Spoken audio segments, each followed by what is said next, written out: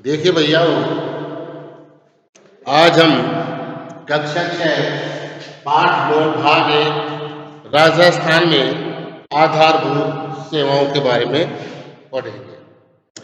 अब किसी भी राज्य के विकास के लिए कुछ आधारभूत सेवाओं की भी आवश्यकता होती है, जिसमें अब आधारभूत सेवाएं क्या, जिसमें शिक्षा, चिकित्सा, परिवहन, स्वास्थ्य आदि। आमजन को आधारभूत सेवाएं उपलब्ध करवाना सरकार का प्रमुख दायित्व होता है। राजस्थान में राज्य सरकार द्वारा इस क्षेत्र में किए गए कार्यों का संक्षिप्त वर्णन इस अध्याय में हम पढ़ेंगे। और जो हमारी राजस्थान सरकार है, जिसके द्वारा इस क्षेत्र में क्या क्या कार्य किए गए, उसके बारे में आज हम अध्ययन करने वाले हैं। तो सबसे पहले आता है शिक्षा। तो सर्वप्रथम शिक्षा के बारे में हम पढ़ेंगे। आज प्रत्येक व्यक्ति को शिक्षा अनिवार्य है। शिक्षा मनुष्य की जन्मजात क्षमताओं के विकास के साथ उसमें चारित्रिक एवं व्यक्तित्व विकास का मार्ग प्रशस्त करता है। शिक्षा के बिना मनुष्य अधूरा है। व्यक्ति के पास में शिक्षा होगी, ज्ञान होगा, तो अपनी क्षमताओं का विकास करेगा, उसमें चारित्रिक विकास होगा, व्यक्तित्व का विकास होगा और का मार्ग भी प्रशस्त होगा। अतः शिक्षा व्यक्ति के जीवन में आगे बढ़ने, सफलता प्राप्त करने, समाज देश का विकास करने का मुख्य माध्यम है। विद्यालयों की शिक्षा इन सभी में सर्वोपरि है। अब आगे बढ़ने, जीवन में आगे बढ़ने के लिए, सफलता प्राप्त करने के लिए समाज और देश में विकास का मुख्य साधन शिक्षा है, जिसमें विद्यालय शिक्षा इन सब में सर्वोपरि है। विद्यालय के अंदर जाकर के शिक्षा ग्रहण करना वो सबसे ऊपर है। राज्य सरकार द्वारा सभी बच्चों को शिक्षा प्राप्ति के अवसर सुलभ कराने के लिए लगातार प्रयास कर रही है। अब राज्य सरकार भी चाह रही है कि प्रत्येक व्यक्ति, प्रत्येक बालक शिक्षा, जो उसका मूल अधिकार, शिक्षा का अधिकार, उसको प्राप्त करे।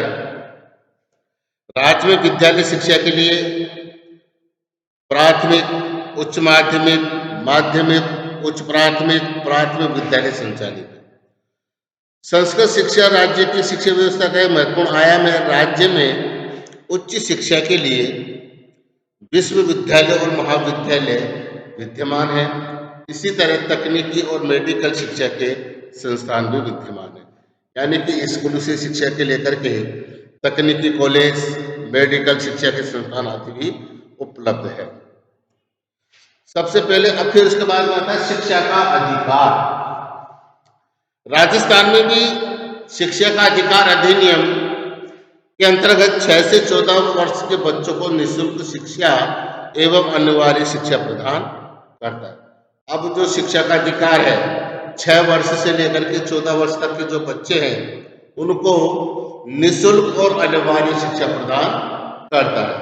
इस अधिकार से तय आयु के सभी बच्चों को शिक्षा मिलने के समान अवसर मिलते हैं।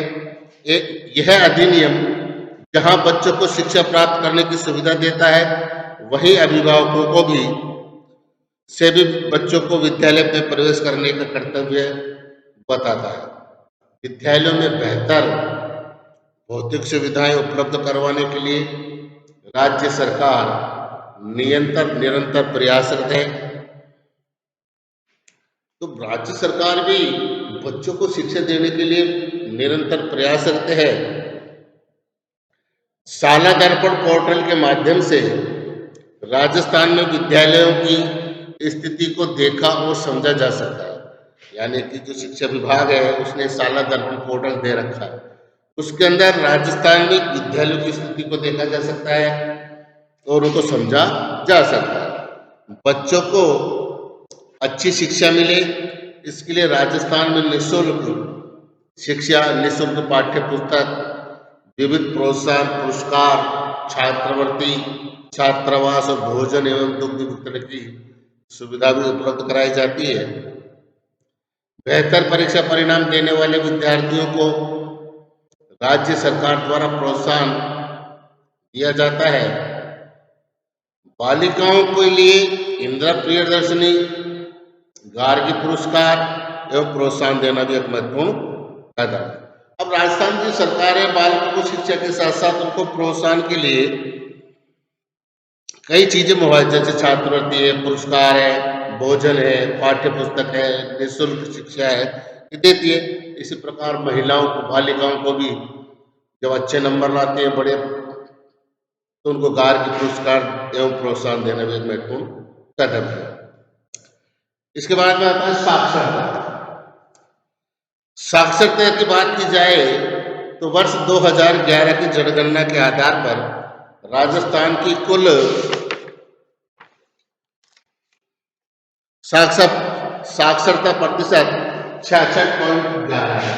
तो राजस्थान की साक्षरता दर क्या है? 66.11% है, जिसमें पुरुष साक्षरता 79.19 है और महिलाओं का साक्षरता 52.12% रही है। तो पुरुषों का जो साक्षरता दर है, लड़कों का जो पढ़ाई का है वो ज्यादा पढ़ते हैं, लड़कियां कम पढ़ती हैं।